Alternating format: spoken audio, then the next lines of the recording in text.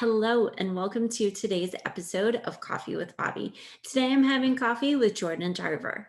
Jordan is a writer, photographer, and the author of You Deserve This Shit, an authentic self-help book designed to help people get unstuck, find their path, and become the best versions of themselves.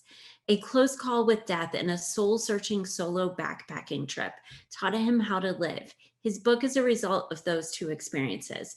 Since then, he's dedicated himself to living a life infused with meaning and empowering others to do the same.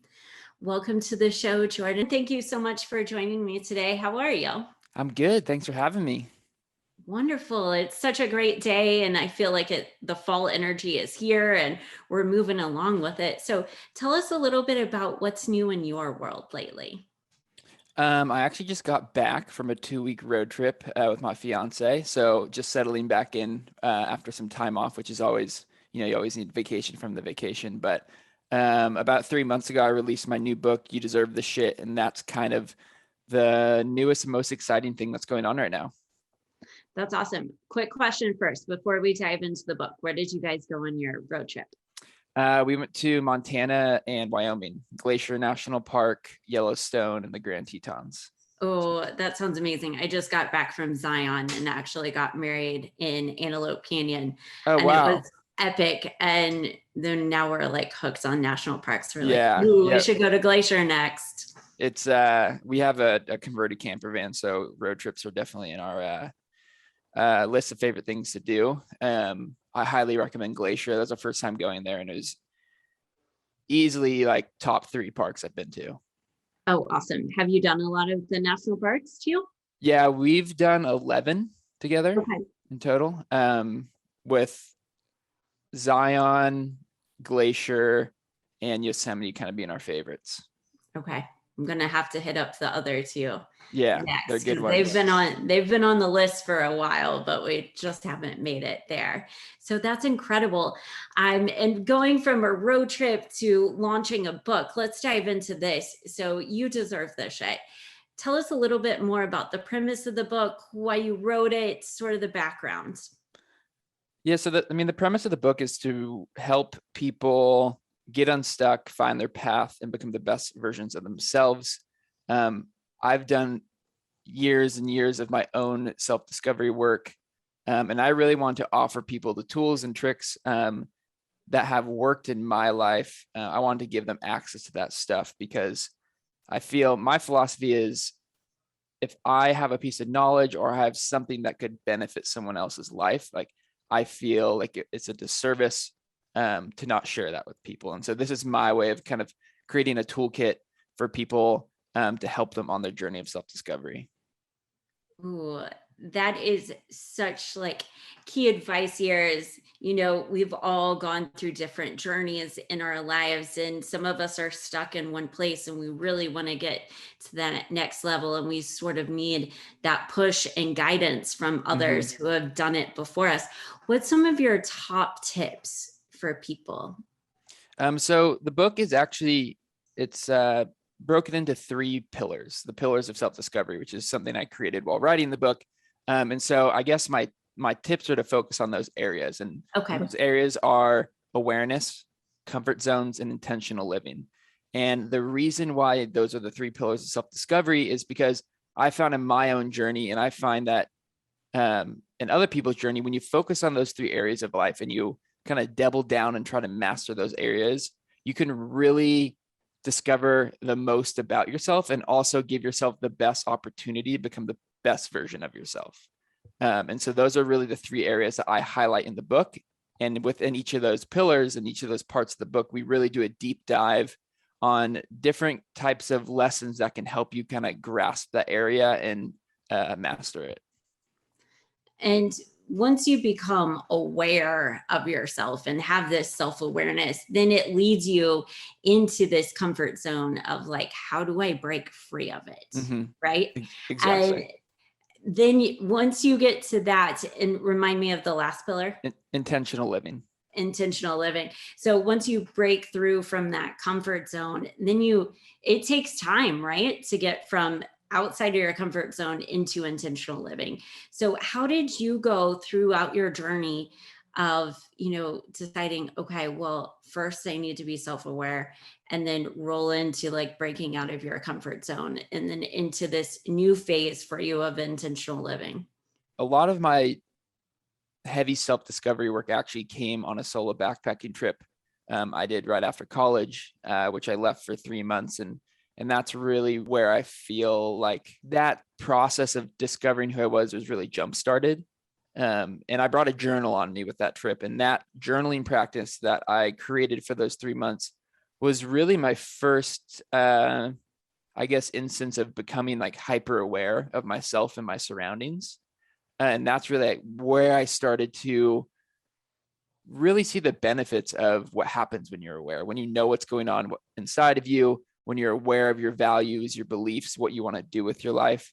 And once I had that awareness, like while the whole trip was really something that pushed me outside my comfort zone, having that like acute awareness made it easier to see the areas where I could push out a little bit further, maybe where I was being a little more reserved.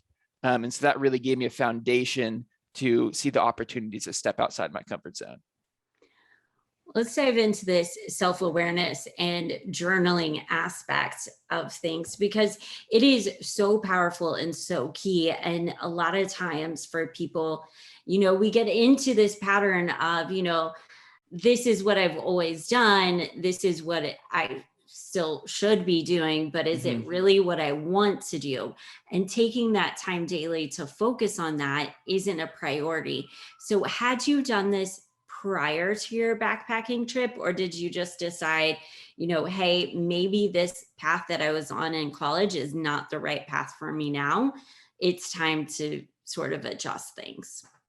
I mean, actually, I don't even really felt like I never truly felt like I was on a path prior to this trip. And so I think that's hard to answer just because I feel like I was so disconnected with what I actually wanted to do with my life and what I wanted to do for myself rather than maybe trying to meet others' expectations. And so the trip was really the first instance of a lot of this type of work, and the first time really journaling heavily.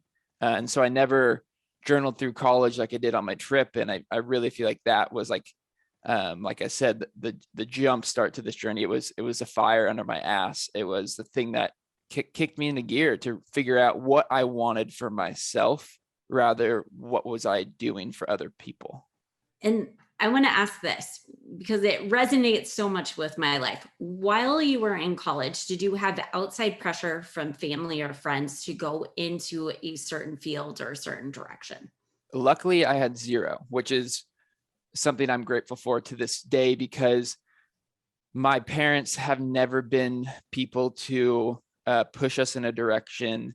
They've never been people to decide our future for us. And their philosophy, from my perspective, is for us to follow what feels best and for us to take the next best step that we see for ourselves. And so I was blessed with that. And that actually gave me the freedom to go traveling and to backpack after school. I went to school and I got a business finance degree. And so, the follow-up, the societal follow-up might be to go be a financial analyst or get into financial advising, because that's where the money's at. And that's like when you can start climbing the ladder. But for me, my parents never assumed that. They never expected me to jump right into the workforce. They wanted me to do whatever really I felt was the most exciting thing and something that I was really drawn to. And that happened to be at the time traveling.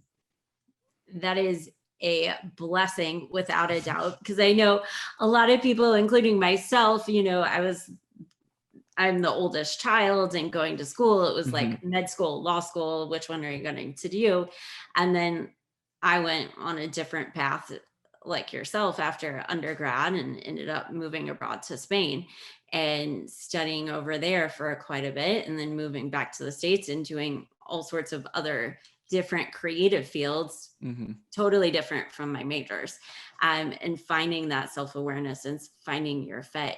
So that is by far a blessing for somebody out there who's listening to this and going, okay, that's great that Bobbi and Jordan have figured out their lives, but what can I do? Or like, how do I even start on the journaling process to become self-aware?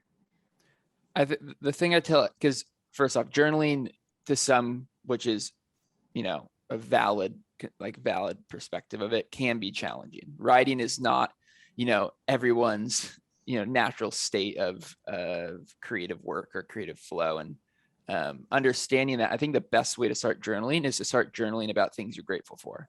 And so that's as easy as writing down 5 things you're grateful for every morning. And that's kind of where I started as well. And what that does is you're going to be able to find things you're grateful for, or if you don't know what to be grateful means, it's to be thankful. So what are you thankful for in life? And usually when you start to write things you're thankful for, you become aware of the things that make you happy. And once you become aware of the things that make you happy, you're able to do more of those things. And so my philosophy in life is to always follow your interests. And so if you know what makes you happy, then you know what you need to follow. And so that's like the perfect way kind of to start that journey. I love how you phrase that. Find what you're grateful for, leads you to what you're happy for, and then it leads you to what your true passions are. And so many times we overcomplicate it, right? We try to For make sure. it like 1,000 times harder. Like, oh, I got to find my passion. I got to do this. Where am I going in life? I have no clue. But when you break it down to the simplest point like that, what am I grateful for? I know anybody who's listening to this could list off 5 things instantly. Yeah. Instantly, if not a list of 50 things. Right. I think, simplifying everything in life it's hard to do, but I think it is really key in, I guess just like living a life that feels just really, I don't know, a lot. Like, I feel like we overcomplicate not just like our decisions in our self-discovery journey, but life as a whole. It feels like this big, like heavy, like, battle that we're going in all the time. And so I feel if you can find different areas to simplify, I think that is really going to help you just in all aspects.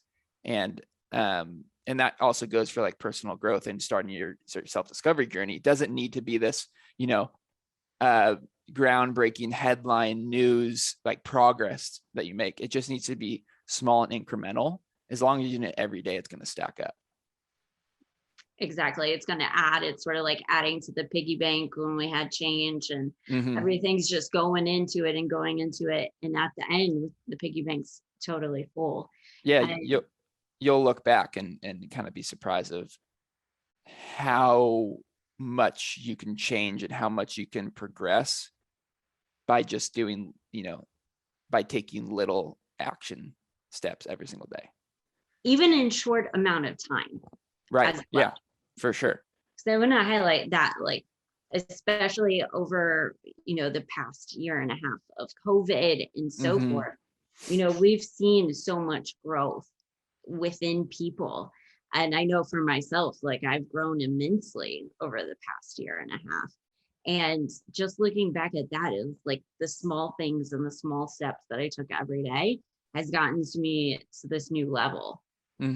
Yeah, I totally agree. I feel like sometimes people think the journey is really, really long. And I think your entire journey is long. I don't believe there's an end destination to this journey of self-discovery, journey of self-improvement. I think it's an ongoing thing.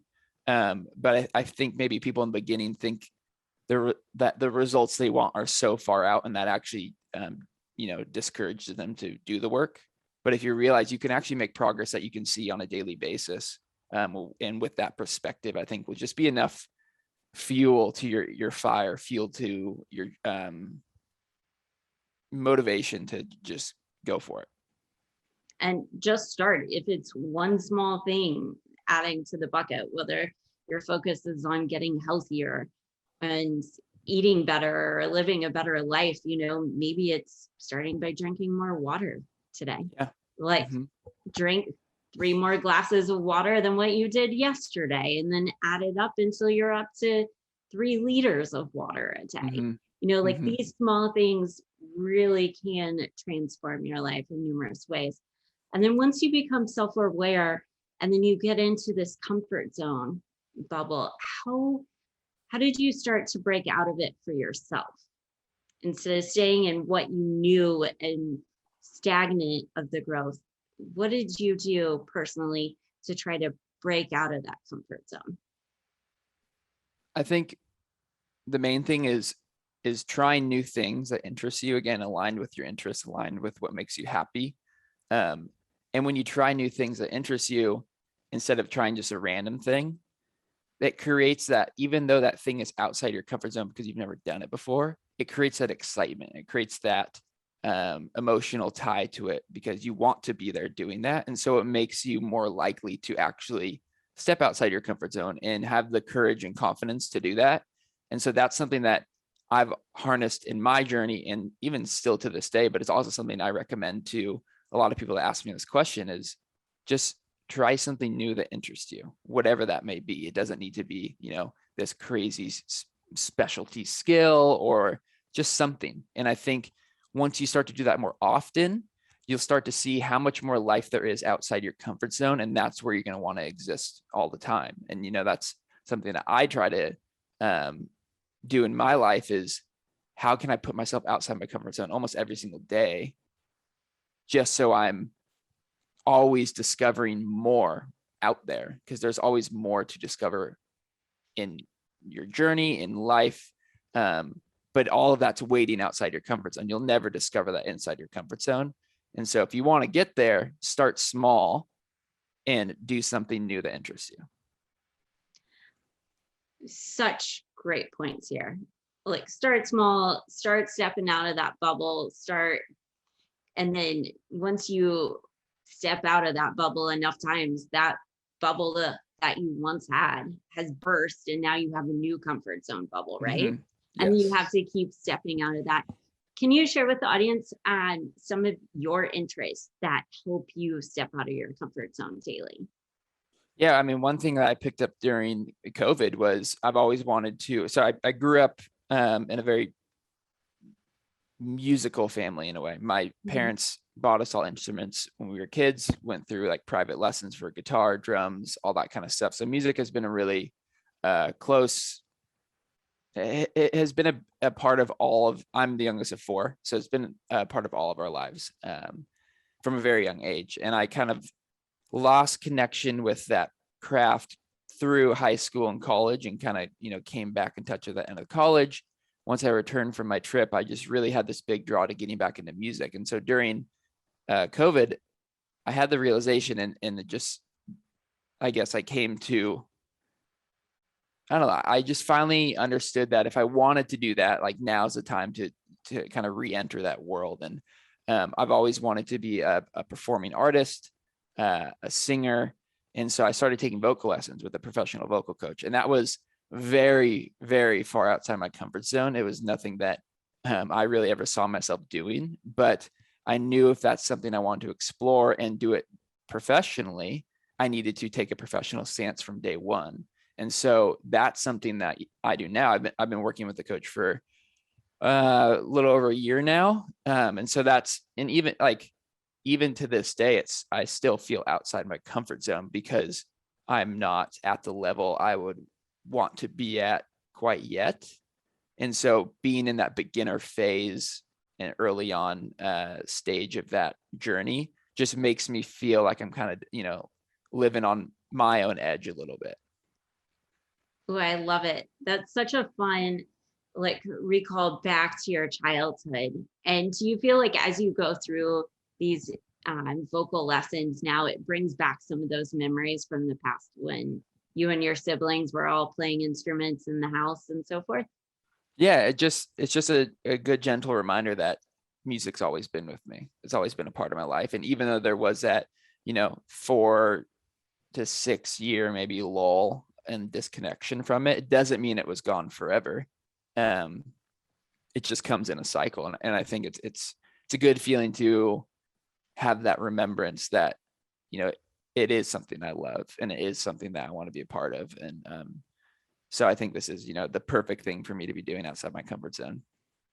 I love it. And it's a great reminder for everybody as well, as you said, as things come in a cycle. So even if you've lost something for over the years that you've really enjoyed in the past and wondering, like, how do I bring this back into my life? Like, maybe it's time. Maybe it's time to add that back in as a shift of, what can I do to bring this aspect sparked back to life. Now, I want to ask you this: is professional musician still on the table as one of your dreams? 100%. Yeah. I'm basically chasing my writing career and a music career simultaneously. They're at different chapters, which I think is important to understand just and for my own good. And where I'm at with my writing career is obviously much more advanced than where I'm at with my music career, but they're two things I do see myself doing as a career. Yeah. Amazing. You Thank can you. do it. 1000%. I have faith in you. Like, keep it up, keep going. I know an artist who is killing it in the country music scene. He picked up playing guitar while I was in college. Oh, Everybody wow. looked at him like it was a joke. He's maybe like 2 years out of college and now has signed deals in Wow. That's inspiring. national. So yeah, like there is, if you have a will, there's a way. Mm-hmm. And I do feel like I have the will. So And yeah, go ahead. no, I was just gonna say it's with any new thing you're learning, and this can resonate with the listeners as well, but and this goes for discovering yourself and improving in your life. It's about repetition and it's about patience. If you have the two of those things, you're pretty much unstoppable. And that's my belief. And so if you can take that perspective into anything you do, put in the reps and be patient, you're going to arrive where you want to be. The only thing that would stop you is your own mindset telling you that you can't, or you losing your patience and quitting, or not practicing enough. I think your willingness to put in the daily reps will show you how much you actually care about achieving something. And so if you're able to fall in love with that process, then maybe it's something you actually want to do. But if you just want the result, but you don't want to do the work, maybe it's not the right thing. Absolute truth right here. Like, keep on preaching that, because it is solid. Everybody needs to hear this like 1,000 times. Your mindset is so key. You can stop yourself even before you start. And Yeah. if you believe in that mindset of like, I'm never going to get there, then you're not, game over. But if you have the faith in the drive to say, okay, well, I may not be there yet, and this may not be my greatest point, but I'm going to still do the work today. I'm going to practice. I'm going to sing more. I'm going to make more videos online. I'm going to create more podcasts, etc. Whatever it is you're working towards, the more you do it, the better you become. Yeah, exactly. And then let's dive into this last pillar of intentional living. So you get out of your comfort zone, you keep bursting out of that. And that's continuous, I feel, in life. Like, there's always going to be that comfort zone For sure. shield there that you always have to keep stepping out. How did you step into learning about intentional living and also practicing this in your daily life? Yeah, well, I think intentional living is putting purpose behind your actions. And so if you want to live a life that's aligned with you, you need to put purpose behind the things you choose to do. And so what intentional living allows you to do is, when you understand your values, your goals, your visions, it allows you to make sure the decisions you're making revolve around those values and those visions for yourself. And so you're able to select things that support that journey and process. And so, in other words, intentional living just allows you to become selective on what you're choosing for yourself, while making sure that it's going to support your journey of self-discovery. It's going to support your journey of self-improvement, personal growth, support your journey of, becoming a musician, becoming an artist, whatever it may be. And once I realized that you could almost design your life by the way you chose things, that really excited me. Like I realized I was in control. Like, I could do this. I could create what I wanted to create. And I explained this, I think last week in my newsletter, but arc of your life will depend on your intentions. And so, and I said, in other words, let's think of it in terms of a painting, right? The canvas is your life, and the colors you can choose from are your intentions. And so your painting, the end product on your canvas, is going to change depending on the color you choose. And so think of that in terms of your intentions, and that will give you a really good visual of how powerful your intentions can be. Ooh, that's so powerful right there. Like, I'm gonna have to re-listen to that again because it's so true. Like, the intentions that you set every single day truly do paint the entire picture of our lives. What you allow in, what you focus on, your daily morning routines, whether you're traveling on a backpacking trip or traveling in a camper van, or I was on the road full time for work, you still have a morning routine wherever you're at, Mm-hmm. and encompassing like the things that are important to you to live the life that you want. Mm-hmm. Yeah. Did you realize from when you were taking this 2-week road trip with your fiance, did it resonate any in similarity to when you were on your solo backpacking trip? Yeah. I think there were common themes for sure. It's funny because before we left, I even told, because we've done a lot of traveling together overseas and domestic travel, but the longest we had gone on the road before this was about 9 days. Okay. And so 2 weeks, that's a long time to, one, live out of a van, and two, just be away from home and be together.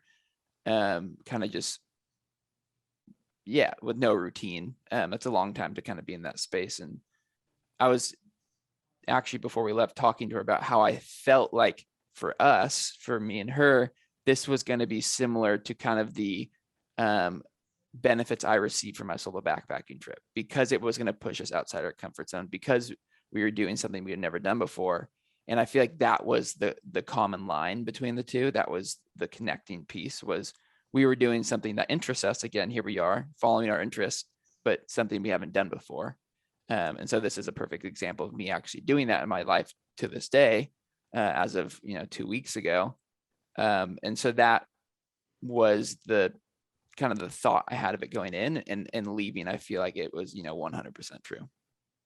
And as you come out of it, do you feel like both of you grew in your relationship as well, being in those close quarters and around each other 24/7 for 2 weeks straight? Yeah, I mean, we definitely grew, but at the same time, I feel incredibly grateful to say, like, we are extremely, extremely tight knit people. Obviously, we're engaged, but we've, been together for about 5 years. We've known each other for about 10 years. And so our bond has been building for that entire time. And I think that's almost what allowed us to do this successfully without having any like complications or problems or miscommunication. Like, that stuff's already drilled into our relationship. And I'm grateful that I'm in a relationship where I can say this confidently, and know that we're in a really good space together and have been forever. But yeah, I mean, I think when you do anything outside your comfort zone with someone, you're gonna get closer in some aspect, in some way. You shared an experience, you faced a similar challenge, you overcame it together. It's that camaraderie. It's that we've built our entire relationship around the mentality of being teammates. And that's kind of what we carry forward in anything we do. It's like, it's not you or I, it's like, we're doing this together, and to make it happen, it needs to be a we thing. And so that has allowed us to do things like this, and has allowed us to step outside our comfort zone together and enjoy being out there together at the same time, knowing that we're going to get through whatever we face. And it's not a versus thing. It's like, we're going to do this together, whether whatever that looks like. It's incredible because I've had sort of a different relationship with my husband. We met each other on the road on a project. And from that moment, we were literally traveling together, working 12-hour days together, going from city to city in a Sprinter van until we started dating. It was probably like 3 weeks into the project. But we were staying at the same hotels, eating out all the time, same Airbnbs, same Airbnb house, different rooms, all of that. So I know where you're coming from. So that's where I was asking is like, sometimes it's way different for somebody who has never experienced those close quarters and so forth, Yeah. and been with somebody 24/7. Because there were times at the beginning of our relationship, it would be a joke when we would go out to eat. I would be like, oh, how long do you think we've known each other? And people would be like, 5 years, 6 years. And we're like, 2 months, like Yeah. that's how close you can get after different experiences like this. And the more that you encompass things like this into your life, the closer you become with those around you. Yeah. I mean, like, I think what you said is right on the money. Like, for example, literally like 5 months after we originally started dating, we went to Europe for 12 days together. Which to some that was like early, like a thing you maybe wouldn't do so early on in the relationship, but we've always known our common bond and we've always had the same understanding of what it means to be in a partnership together. And so that understanding has allowed us to kind of attack those things maybe earlier than typically. But I think, yeah, just being able to do that with someone and do that now we've done it together so often, it's like it gets better and better each time. And we learn, I think more life-changing things and more relationship-changing things in a positive aspect each time. And you also get to challenge each other in a new way. Whether it's the adventures you take on the road, whether, you're doing crazy hikes and so forth, and one's more fit than the other, or, you're going, why in the world am I still hiking when I've been up since 4 a.m. and it's 2 p.m. now and I'm ready for a break, or like finding new things that both of you have never done that's outside of your comfort zone. And this goes for anybody, whether you're in a relationship or not, like just find something outside that pushes you a little bit harder and you'll never know what you find on the other side.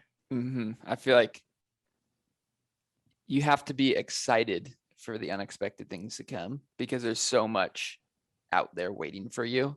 And that excitement will drive you to go, find those things. And usually they could be revelations, they could be life-changing things, or they could just be really memorable moments that, serve as a really good thing to look back on and reflect on as you, get older.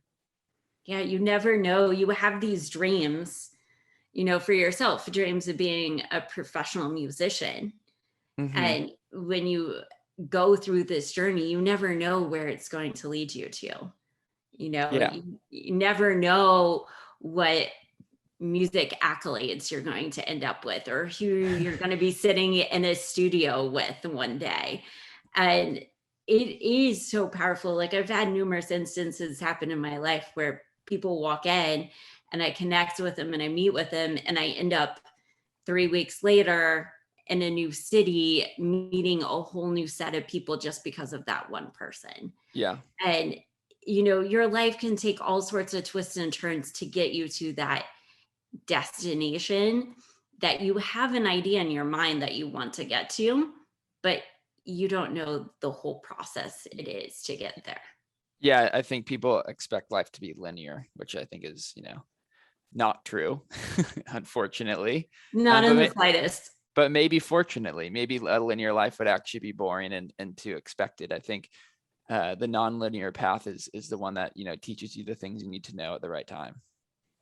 100%. Like you got to go through the failures, you got to go through the setbacks, you got to go through the right doors opening, the right doors closing, and being grateful for the ones that do open and the ones that close. Because, so many times we all get into this mindset of like, oh, well, that one closed. Like my life is over now. That's what I always wanted. When you start being self-aware and you're like, I never really wanted that in the first place. I guess this is the time to make the jump into something new. Yeah. What is one of your goals that you have with this book now that it's out on market? Yeah, my goal is to get it in, as many hands as possible that need the help. I have a tracker on my wall over here, and I have the number 1 million plus written on it. And so, that's the big lofty goal. That's awesome. And it can Yeah. happen. Yeah, it can definitely happen. I think it's a marathon.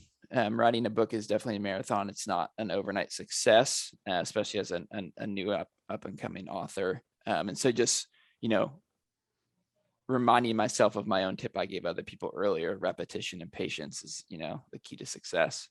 And so if I can stick at it and remain patient, I think good things are on their way.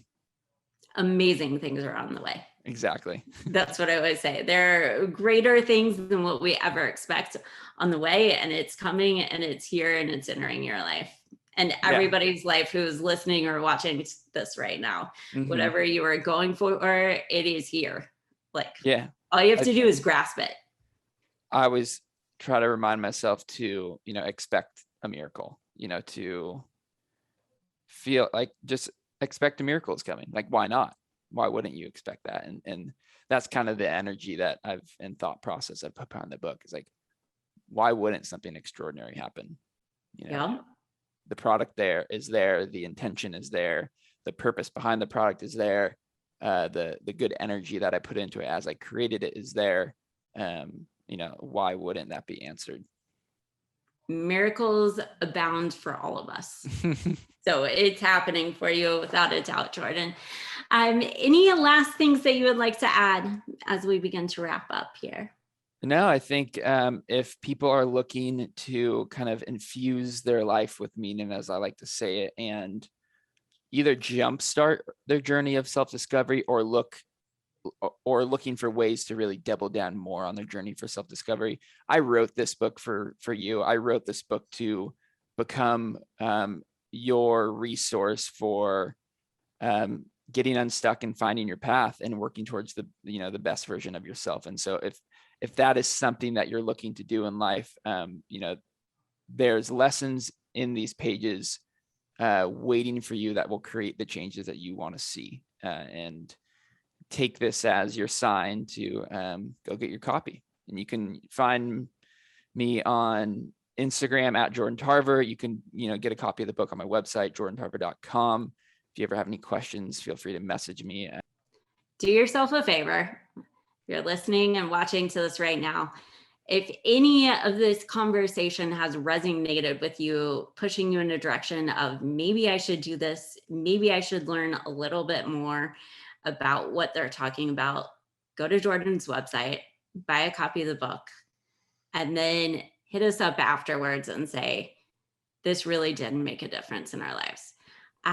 Because seeing not only somebody purchase a book or seeing somebody go through the process, but actually hearing that feedback afterwards. I know it for myself when people comment on videos and inspirational messages that I hear, like, oh, this really impacted my day. This is what I needed to hear. That means so much to me. And I'm sure it means the same for you as well, Jordan. 100%. Jordan, one of the questions that I always ask guests on this show is, what is one of the greatest blessings that you've had over this past year? I think, spending time at home. I think, I understand that wasn't the same case for everyone. And I want to make that, well known that we all had a different experience over the last year. But personally, I found it as a blessing to be at home, to be with my fiance. We, eventually decided to move our home to Washington, but just to be at home, I think has given me more time to slow down because I'm such a go person. And I work really hard. And so I think it just was a blessing to take a second and breathe and slow down. It's so key in life. Yeah, because when normalcy is really happening and there's so much, events and music festivals and birthday parties and family events and all this stuff, like you don't sometimes have enough time to actually sit down with yourself and just be. And I think that's something that is missing from the way we operate in Western society, is that slowness and that stillness. And I think having, some time at home over the last year has really given me a moment to, experience what that feels like. I love it. Slowness is key, sort of stepping off the gas pedal and from going 100 miles an hour to Mm-hmm. backing down a little bit, still doing the work and still getting stuff done, but being mindful of surroundings and being mindful of yourself and what you want. So Mm-hmm. it makes a huge, huge difference in life. Jordan, it's been so much fun having coffee with you today. Thank you so much for joining me and coming on to the show and sharing your knowledge about becoming self-aware and breaking free out of your comfort zone and living an intentional life. So thank you. Thank you for having me. Thank you for, giving me a platform to speak on. I really appreciate it. You're very welcome. And for everybody who is watching and or listening to this episode today, I just encourage you to take 10 minutes out of your day today and become self-aware. Focus on your wants, focus on your desires, focus on what you are grateful for, and find out what brings you that happiness and joy into your life, and start doing more of that today. And this has been another episode of Coffee with Bobbi and today's guest, Jordan Tarver. Thank you so much.